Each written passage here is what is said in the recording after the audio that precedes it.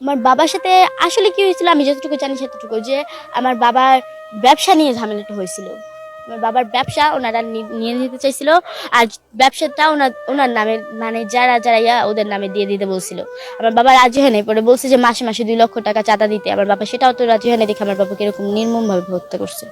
এই চাঁদাবাজদের যাতে হয়, শাস্তি হয়, এই বাংলার বুকে যেন আর কোনো চাঁদাবাজ না থাকে। আমার বাবার মতন চাঁদার জন্য যাতে কোনো কোনো সন্তান বাবারা না হয়।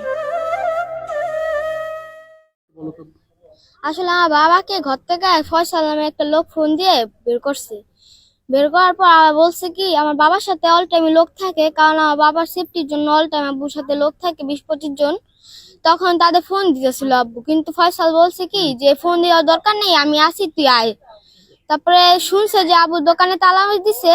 এটা শুনে তো আর আব্বুর মাথা ঠিক থাকে না, কারণ আব্বুর দোকানে আব্বুর তো পারমিশন না নিয়ে তারা তালা মাইরা দিছে, তাই ওইখানে যা তালাটা ভাঙা বসছে।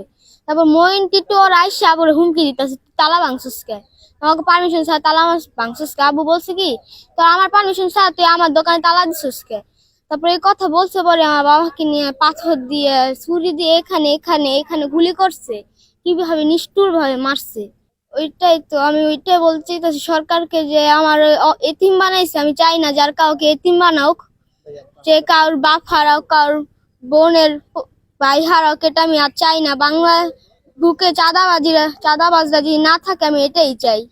এই যে চাঁদার জন্য যে মানুষকে খুন করে, এটা আমি আর চাই না। কালকে 10টায়, সকাল 10টায়। হ্যাঁ।